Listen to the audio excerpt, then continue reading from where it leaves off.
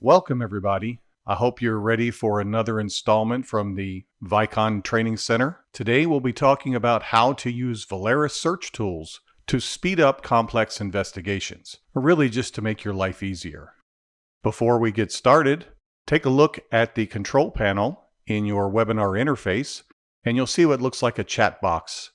That's where you can pose questions that we'll try to answer during this webinar. If we don't get to all the questions, don't worry about it. We'll take all the questions from everyone. We'll put them into the follow-up email, and you'll get all the questions and all the answers that were asked during the webinar. So let's go ahead and get started. Our agenda today will cover video analytics versus searches. What is the difference between the two? How to do a thumbnail search, how to do a museum search, and we'll also look at how to search for events or alarms in the system. And then we'll talk about the advantages of these features in your surveillance system. And finally, we'll review any questions that have come in during the webinar and try to answer them for you here. So let's start by talking about video analytics. Video analytics typically require a little bit of forward thinking in that you have to look at the scene and figure out exactly what it is that you want to be alerted to. Setup can sometimes be a little bit tricky, and it does require you to analyze the scene so that you can determine what's going to give you notifications or alerts or alarms based on different variables within your video analytic, but also reduce the amount of false alarms that you might receive. Because let's face it, if an analytic is giving you 30, 40, 50% false alarms, well, pretty much you're not even going to listen to that analytic. All video analytics in our system will generate an event. And by generating an event, we have something that we can search for if we want to. Now, those events can also be programmed to trigger alarms. Every alarm comes from some sort of an event, but not every event is an alarm. It's up to you to program the alarm. Video analytics also provide us with real-time notifications. So if we've taken that event and we've set up an alarm, when that analytic is triggered, we get a real-time notification. You get to choose what that notification actually is. And of course, video analytics are best suited for active monitoring, where you actually have someone seated in front of the system and watching cameras and waiting for events. And certainly we know that one person cannot watch all the cameras in a system. So by using things like video analytics, the security guard or system operator will be more focused on the most important things as they happen. But even if you're not there in front of the system when an analytic triggers, remember that those events can be reviewed after the event has occurred or after the alarm has occurred. Now, video analytics today are typically edge-based in that it means that the camera is doing the work. The setup is done on the edge. There are some server-based analytics systems as well, and there's many different types of analytics. Some of the most popular include motion detection, tampering and defocus, line crossing and counting, object left or object removed, area counting, wrong direction, intrusion, and loitering. And that list happens to be the type of analytics that we offer in our Roughneck Pro series of cameras. Now, along with video analytics, we also have something we call searches. Now, searches are an investigative tool. They're more flexible post-incident. We search for something after it has occurred. Now, that doesn't mean that we can't use video analytics as well, and we can certainly search for things that have happened with a video analytic.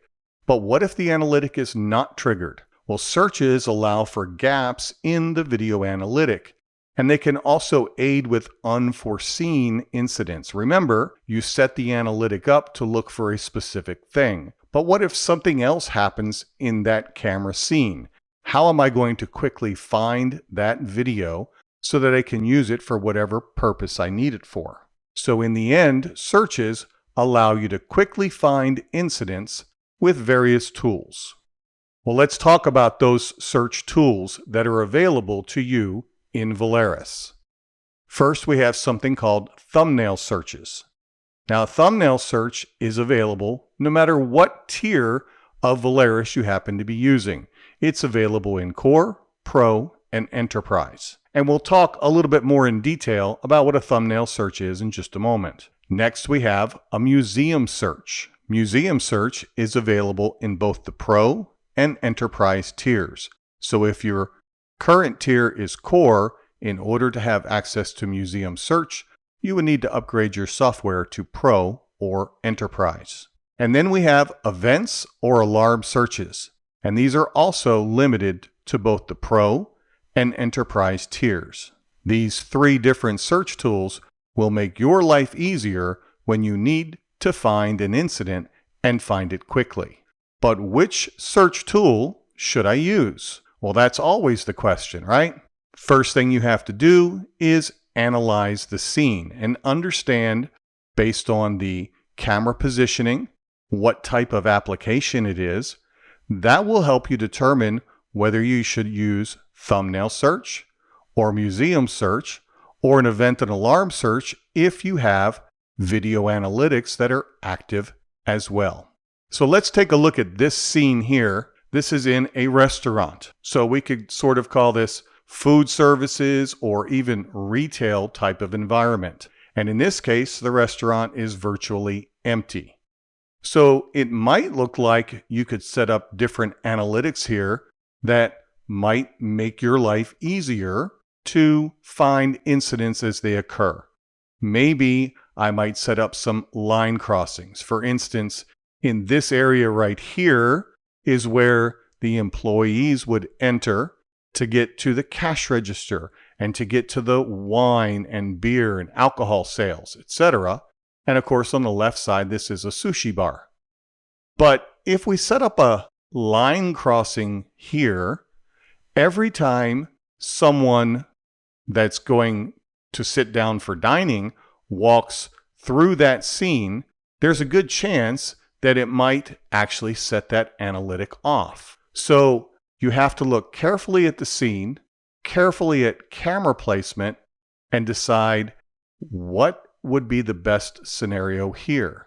Looking at this camera here, we have a walkway where a lot of people are going to be moving through, and in the back of the restaurant here happens to be the restrooms, and over here is the entrance to the kitchen area. Again, you could use something like line crossings or area intrusions, etc. But when the restaurant is full and people are milling around this area, I'm not going to be able to eliminate a lot of things using video analytics. I'm going to get many alerts because people are going to be always moving through those scenes. So in the case of a retail environment or a restaurant, if I wanted to use things like analytics, I might be better suited having cameras that have a much steeper angle of view, or even using things like a fisheye camera that's looking straight down. And that might help me eliminate some of those areas, especially in a retail world. But whatever the application that you're looking at is, you have to analyze the scenes from the different cameras.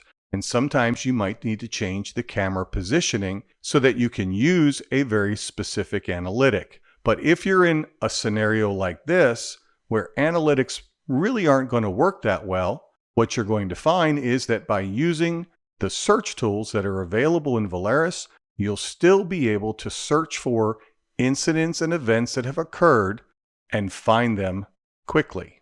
Now in this scene, we see those same cameras, but now the restaurant is open and you can see that there are patrons sitting at different tables, and servers, although there's none in this particular shot right now, would be moving through the scene constantly, delivering food, taking orders, bringing out drinks, etc. So again, this is why I'm saying in this particular application, video analytics would be very difficult with these camera positions. So make sure when you're deciding, am I going to deploy video analytics? Do I need video analytics?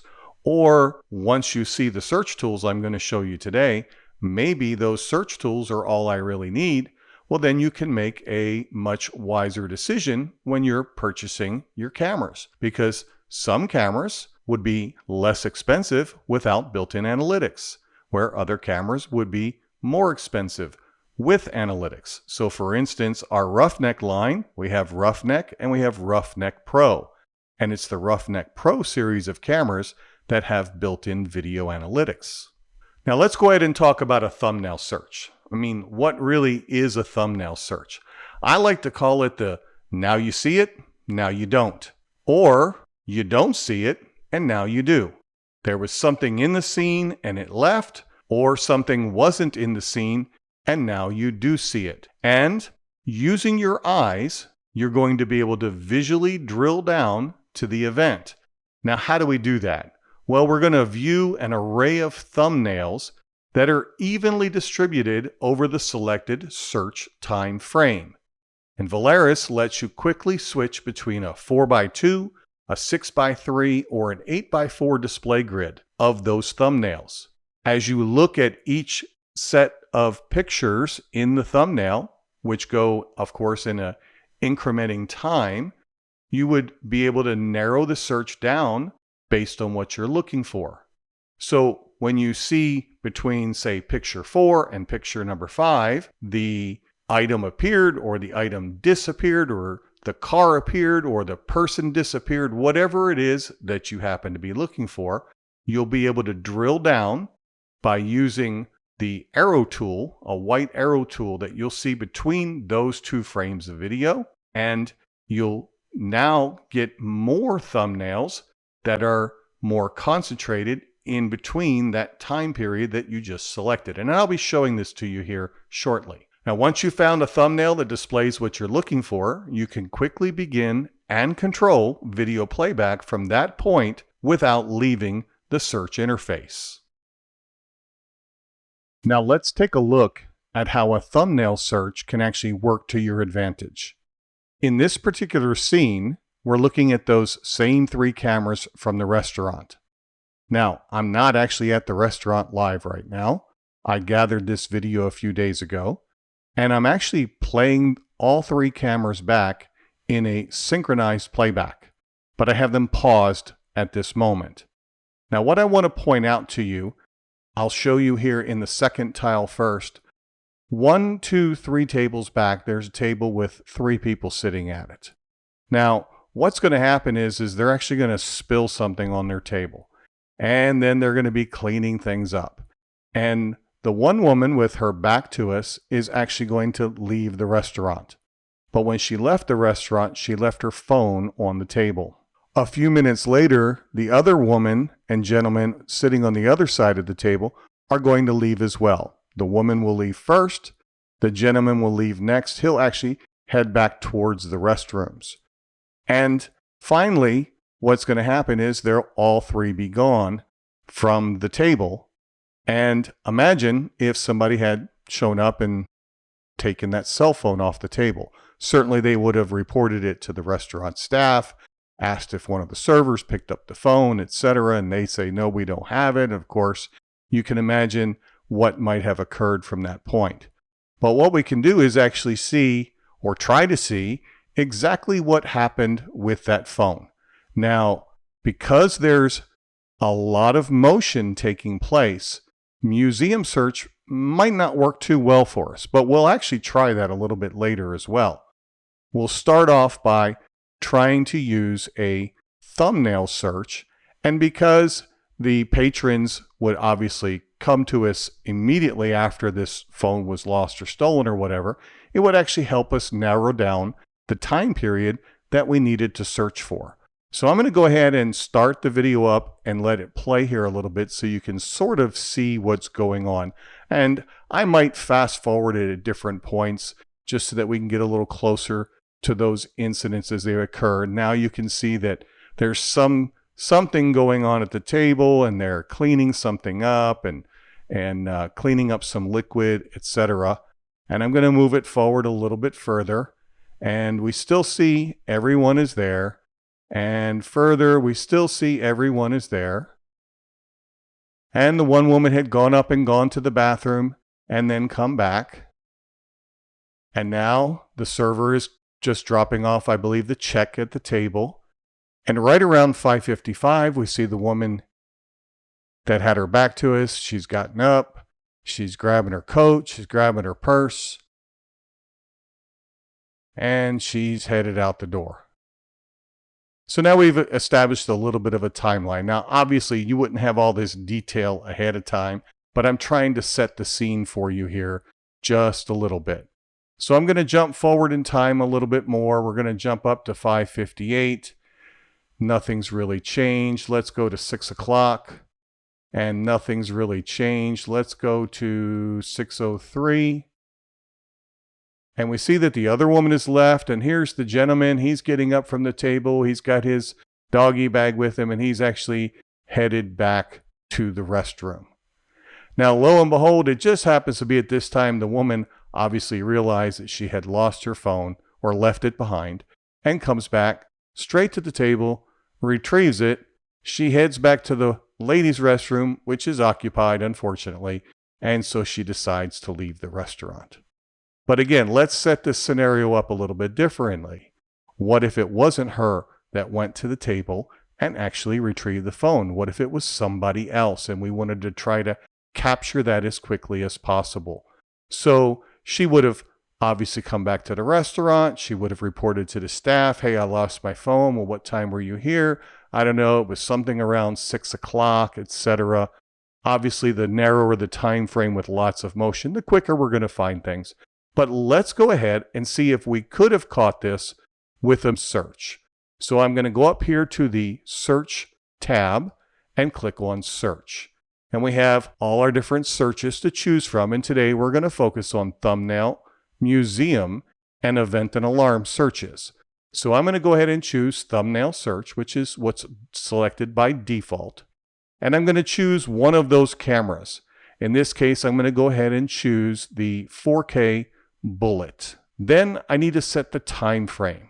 So this was actually on November the 14th. And we know that it was around 5:55 that all of this started. So we can go ahead and use the arrow keys to make those changes, or you can highlight the number and type the number in. And then our to time is also going to be on the 14th. And we'll go ahead and make that one from 6, and I'll type this one in, 6:10 on the 14th, but I need to change the AM to PM. And now I can apply and close those parameter selections and click on search. And what we're going to get is a series of thumbnails.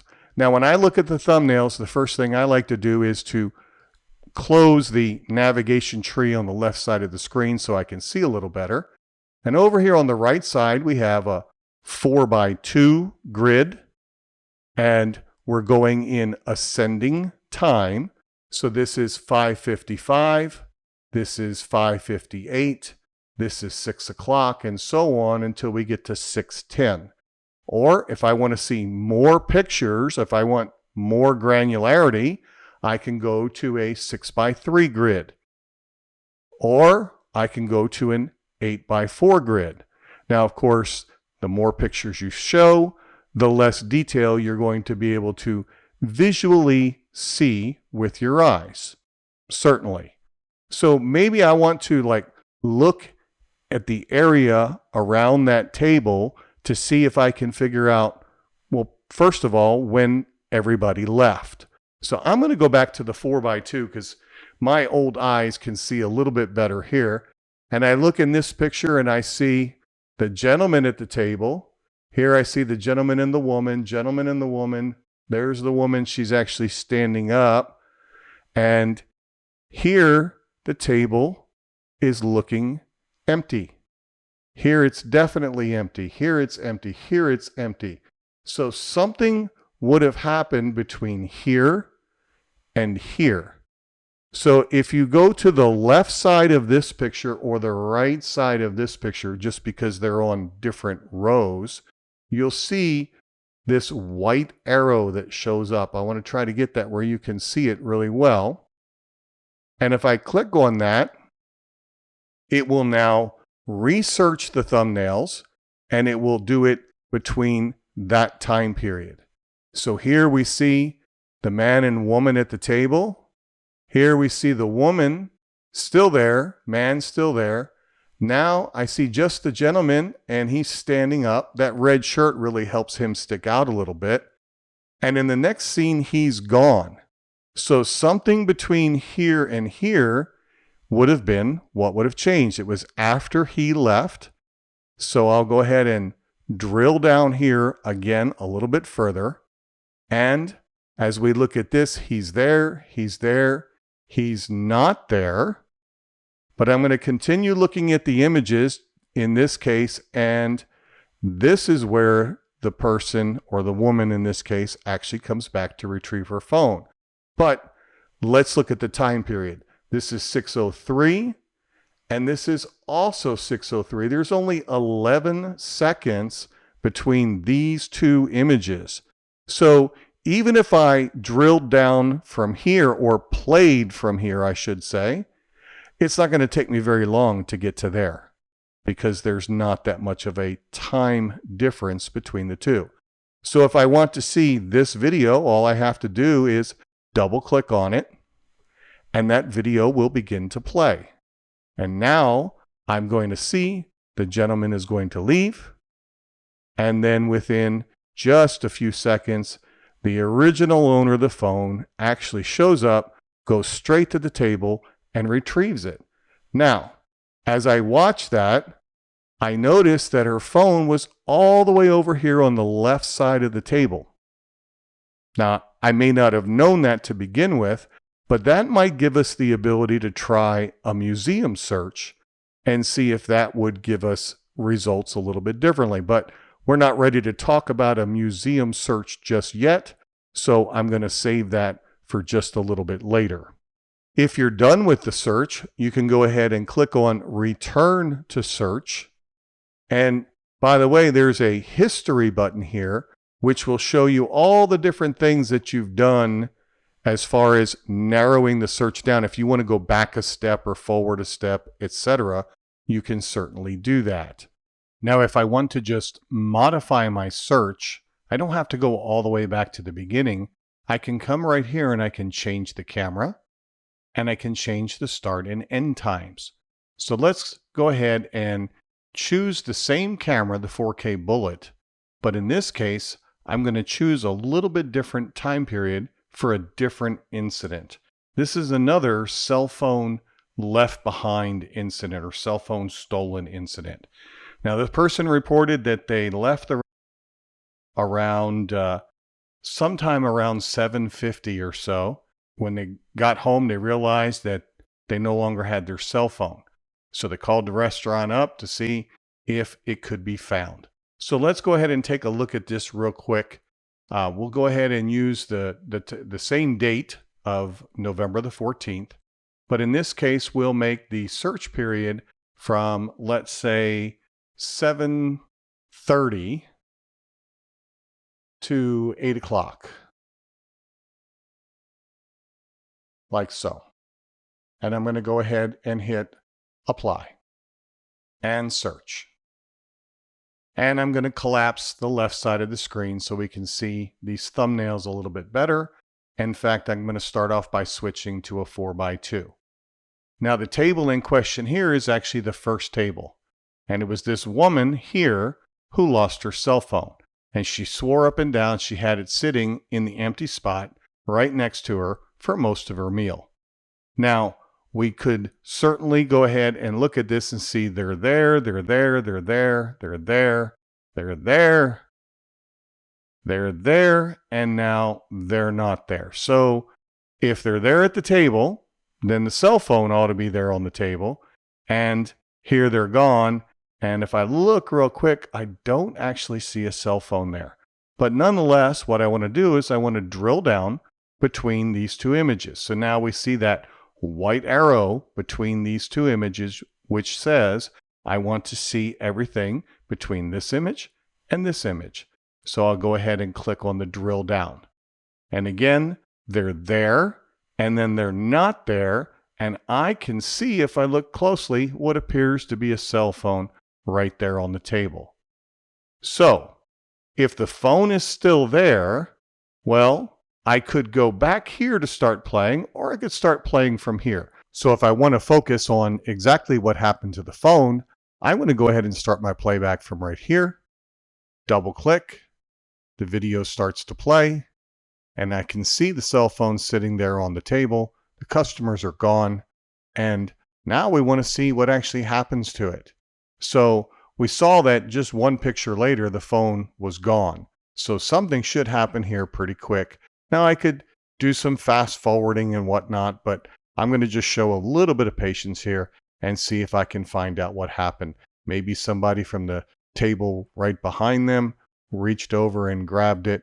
You never know. But this really sketchy looking fella here comes in, throws a napkin over top of it, grabs the phone, and walks right out the back door of the restaurant with his new prize. But as you watch the other table getting up, I want you to notice the gentleman in the plaid shirt reaches down, grabs his phone, checks it, puts it in his pocket. That's what you're supposed to do, and then these things won't actually happen. One last thing about the thumbnail search. I do want you to notice on the left-hand side, all of your original thumbnails are there. I can actually scroll back up. There's the first thumbnail where the folks were still at the table, and then's where the phone was there and where the phone wasn't there. So even though you've started playback, you can still go to other thumbnails that you had in the previous screen and jump to that position for playback because maybe you didn't find what you were actually looking for. You don't have to go all the way back to the original search. You can double click on any one of them and start your playback from there. So that's a really nice feature that all of your thumbnails are still available to you on the left-hand side. Now let's talk about the museum search. Now the rules for the museum search are similar but different. It works best when you know the approximate time that an event took place, or you know the approximate location of where the event or motion took place. And then the system will use the camera's metadata to help you find the event. Or if it's in an area where there's very little cross motion, then you'll get to see every single event that takes place in that area. And there's certain applications where you might want to do that as well. Now it's important to note that museum search only works with Vicon cameras because Vicon cameras provide us all the metadata that we need in order for the server to do this search. Basically what we're going to do is we're going to highlight an area of interest within the camera's view. Then we're going to specify the time frame that we want to search. Valeris will call up video from time frames in which a change or motion occurs within the area that we selected. We can use drop-down menus to select from the list of museum search-enabled cameras and specify the start and end day and time for the initial search. Valeris will call up a view from the selected camera. Then you're going to use a brush tool to highlight the area that you're concerned with.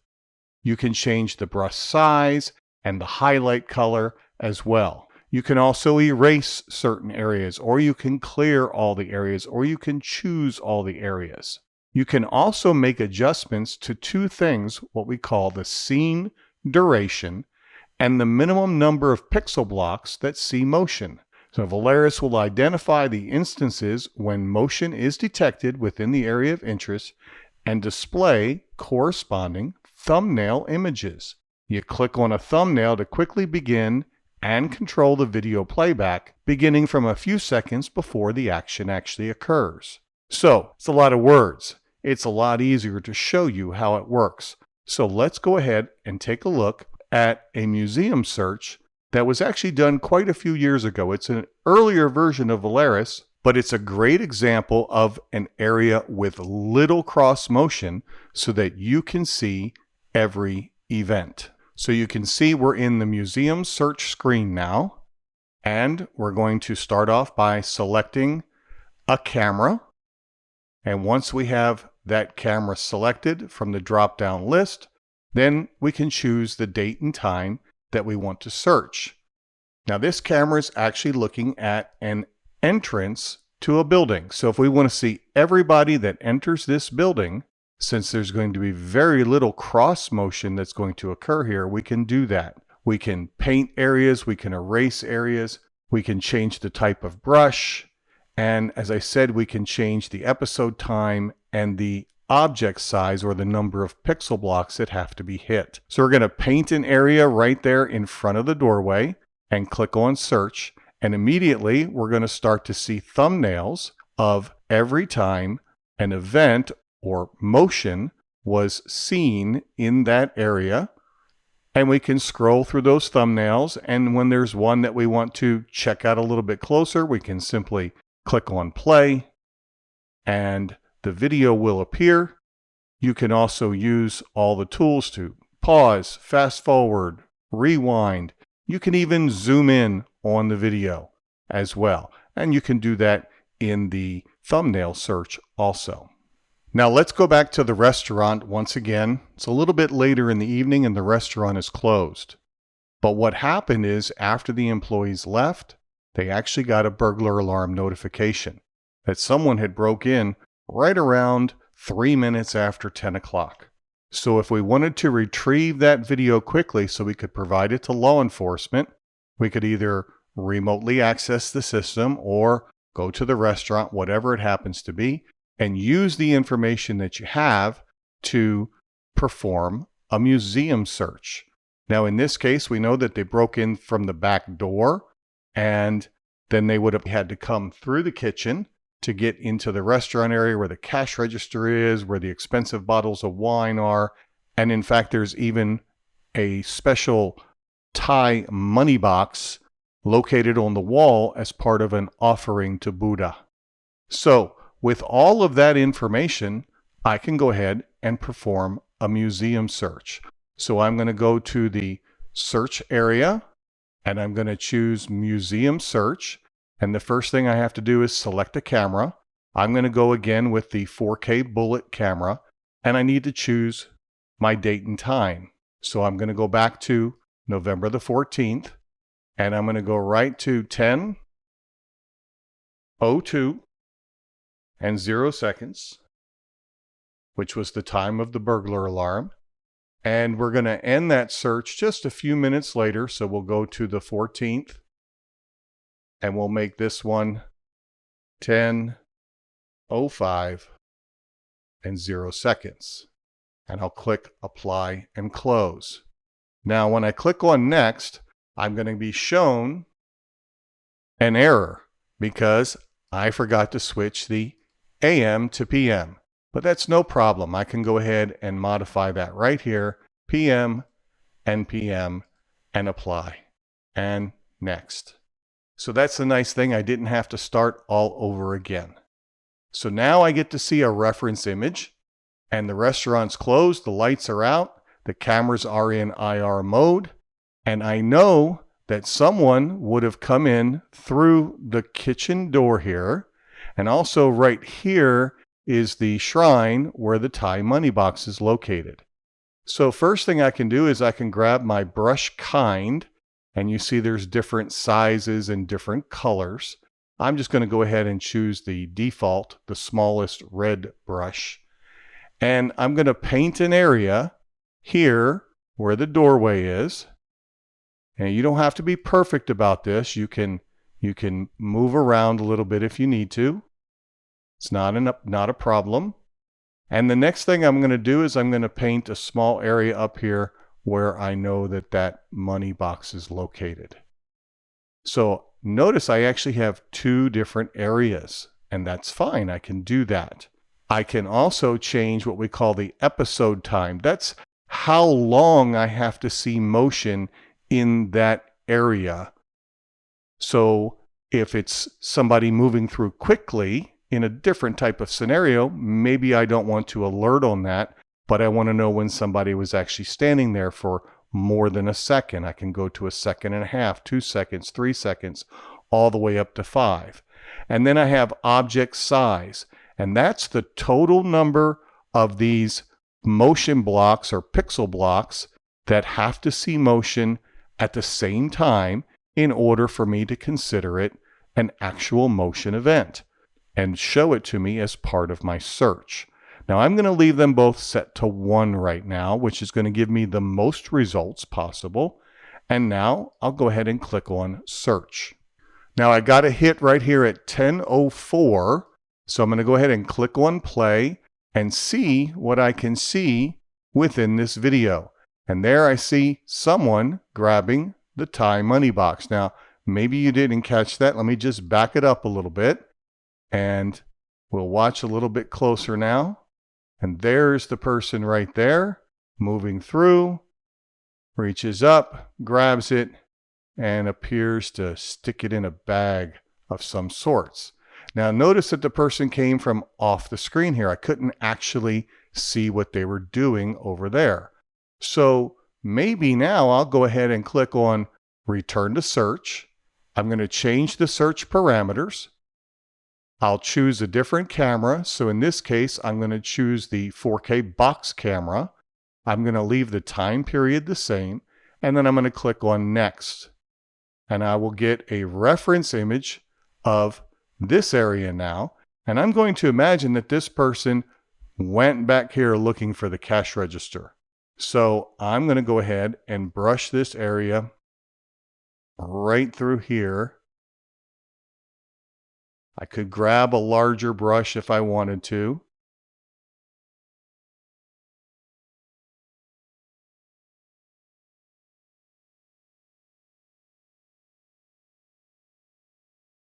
Okay, so I have that all painted out now.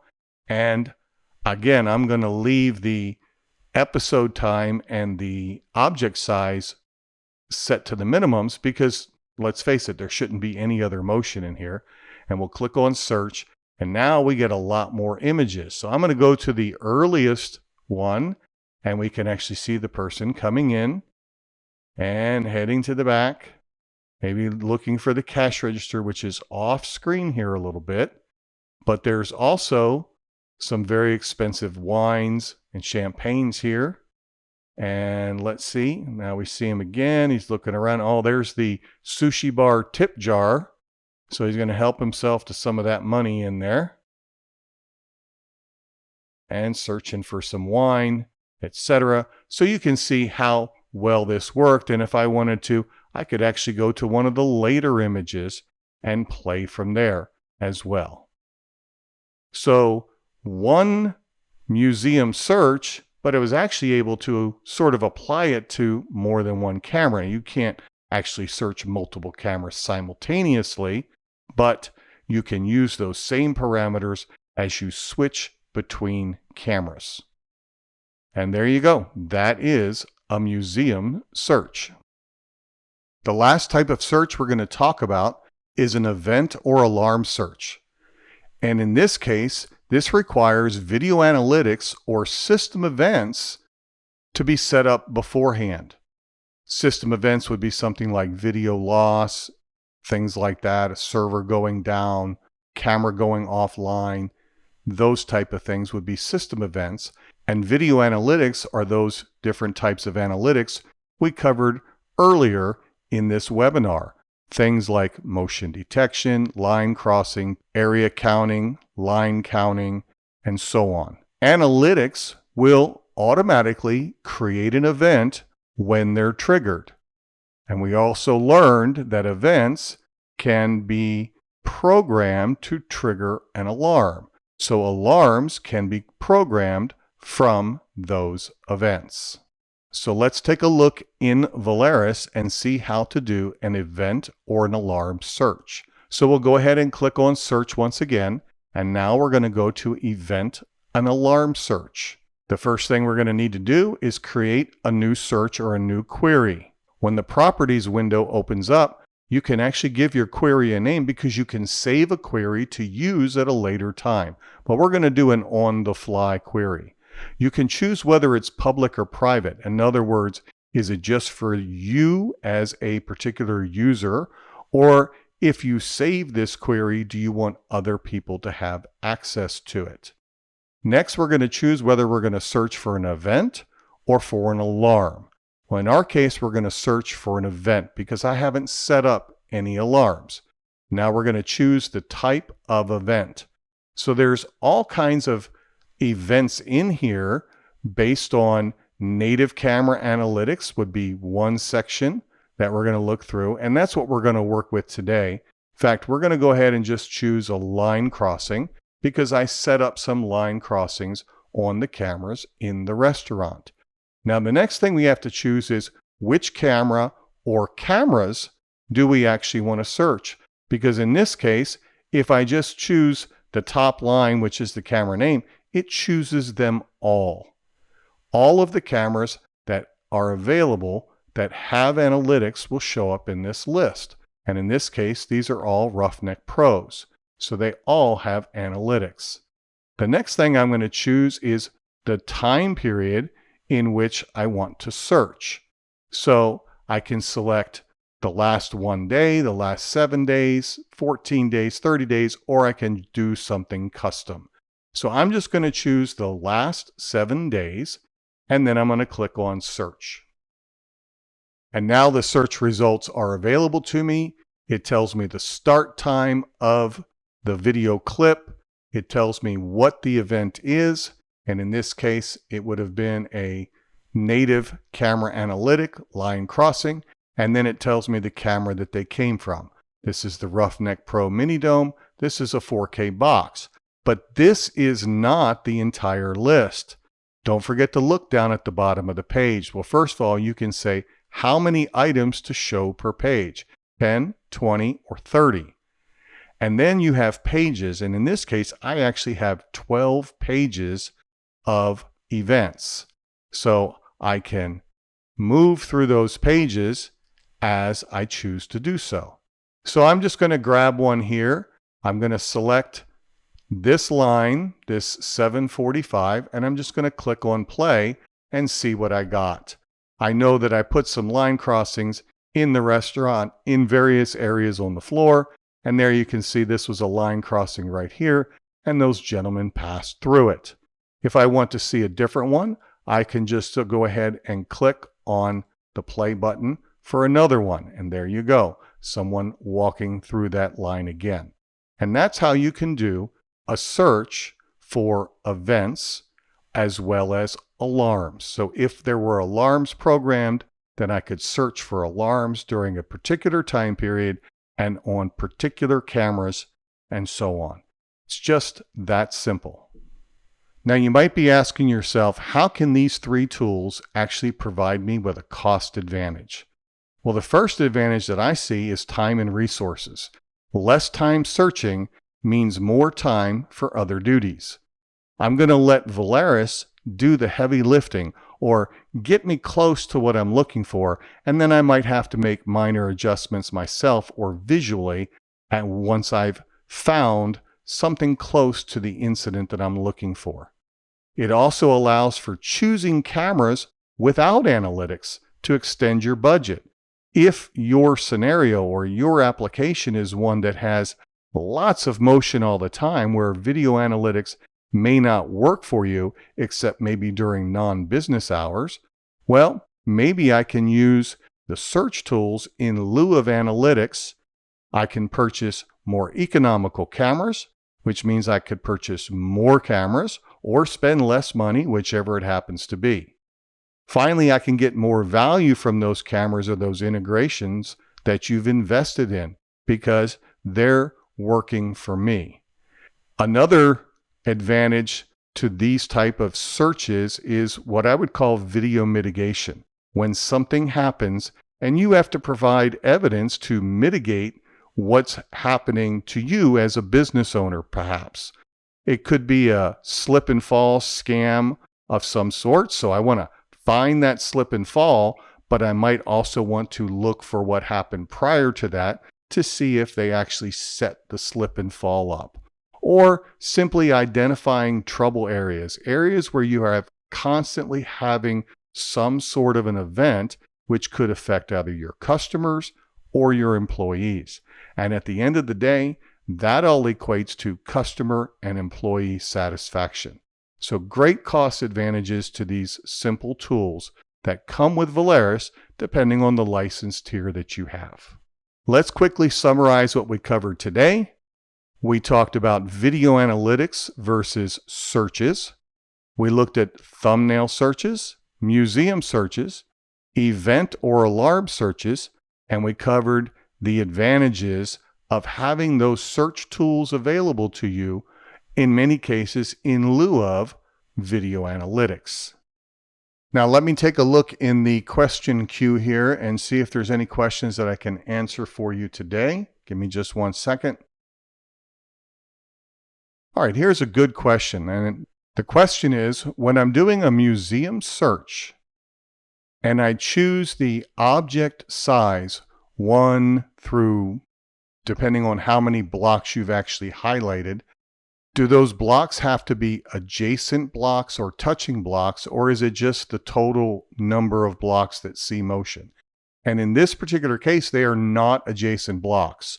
Even in the image where I drew 2 different search areas, and let's say my number was, I set it up to 6. It could be any 4 blocks from one of those areas and 2 blocks from the other area. They do not have to be touching or adjacent blocks. Okay, the next question says, you stated that museum searches were best when there was little or no motion, and that thumbnail searches were best when there is lots of motion. But couldn't it be the opposite? And the answer is absolutely yes. It always depends on the application.